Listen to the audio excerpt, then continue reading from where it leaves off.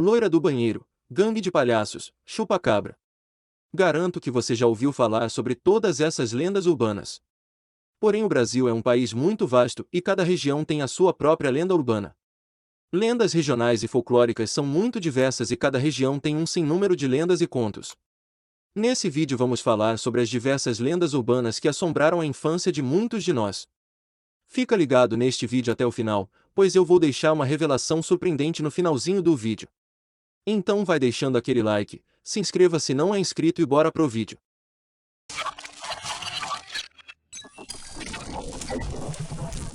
A faca do boneco Fofão. Fofão foi um dos personagens de maior sucesso da TV durante a década de 80. Ele era o mascote do Balão Mágico e toda criança na década de 80 queria ter um boneco do Fofão. Criado e interpretado pelo ator Orival Pessini, o Fofão era tão popular na época, que gravou discos e clipes e lançou o famigerado boneco que, logo após chegar às lojas, foi taxado de demoníaco. A lenda dizia que o boneco Fofão era demoníaco porque hipnotizava as crianças para retirar uma faca que tinha dentro do seu corpo. Com a faca em mãos, a criança era então influenciada pelo boneco para realizar atrocidades com os familiares e amigos usando o punhal do boneco. Ao acordar, a criança saída do transe não se lembrava de nada, apenas via todos à sua volta mutilados. A razão para tal lenda era o suporte interno que ligava a cabeça ao tronco do boneco, em formato de punhal. Na verdade, o boneco do Fofão é um tanto assustador só por sua aparência, sem considerar que tem um punhal nele. Tanto que é comparado ao Chunk, o brinquedo assassino por sua aparência meio macabra. O chupa-cabra. Se você viveu a infância nos anos 90, você deve ter ficado morrendo de medo dessa história e teve pesadelos com ele, o chupa-cabras. Na época, a notícia de que animais estavam morrendo em áreas rurais com dentadas no pescoço iguais às de vampiro foi amplamente divulgada pela mídia. Jornais e programas de TV noticiavam cada vez mais sobre o novo fenômeno, o chupa-cabras. No Domingo Legal do SBT, Gugu ganhou vários pontos de audiência sobre as atrações dos concorrentes com notícias sobre o chupa-cabras. Isso tornava a lenda cada vez mais famosa. E cada vez mais eram encontrados animais com as dentadas no pescoço e sem nenhuma gota de sangue. Alguns anos antes, em Porto Rico, histórias quase idênticas eram contadas pela população. Seria coincidência? Não se sabe.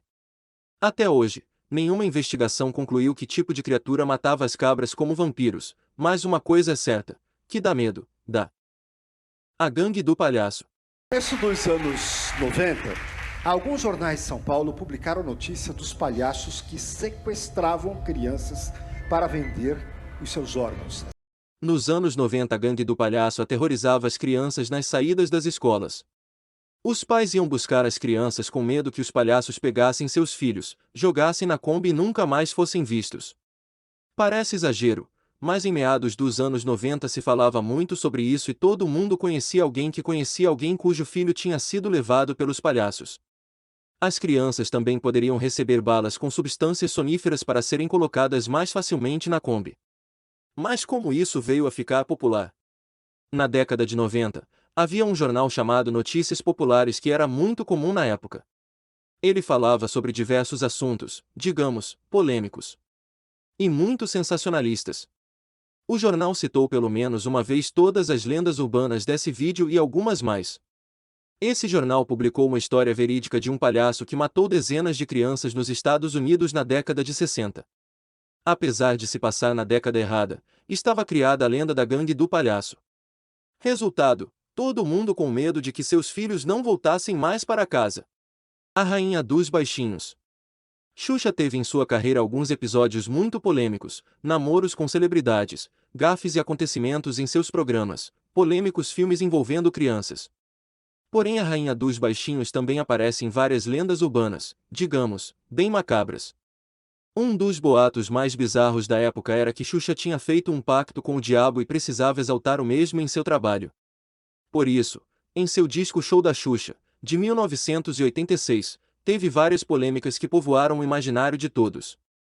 Esse disco tinha teorias sobre ele que, se rodasse ao contrário, revelariam mensagens satânicas que as crianças cantavam o tempo todo sem saber. O refrão do hit Doce Mel, que dizia doce, doce, doce, viraria sangue, sangue, sangue. Mais tarde, no sétimo volume do LP, lançado em 1992. A polêmica seria sobre a música Marquei um XX, ao contrário, seria Six, o número do diabo. Ela de novo. E as lendas urbanas sobre a Xuxa eram inúmeras. E não ficavam apenas em seu trabalho musical. Toda menina queria ter uma boneca da Xuxa. Porém, criou-se uma lenda que a boneca da Xuxa, à noite, levantava e arranhava as crianças até matar. A lenda começou na cidade de Sorocaba, interior de São Paulo. Uma mãe não tinha dinheiro para comprar uma boneca da Xuxa para a filha, que pedia todos os dias a boneca. A mãe havia dito que só conseguiria comprar se tivesse ajuda do capiroto. E não é que a mãe conseguiu comprar. Porém no dia seguinte a menina acordou toda arranhada e as unhas da boneca estavam sujas com o sangue da menina, que estava sem vida. A mãe levou a menina até uma catedral da cidade, para falar com o padre sobre o ocorrido para exorcizar a boneca. Claro que não há evidência nenhuma que isso ocorreu.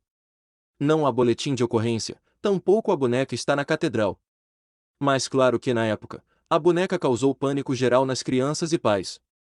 Se você olhar para a boneca nos dias de hoje, dá medo só de olhar para ela. Nem precisa de lenda em volta da boneca. Esse boato foi tão famoso, que a boneca foi usada até em um teaser da série Stranger Things, da Netflix. O corta-bundas. A história de um homem que aterrorizava bairros de Fortaleza, no final da década de 80, correu por todo o estado e toda a região Nordeste na época. Esse homem invadia casas e entrava nos quartos onde estavam dormindo as mulheres e as crianças.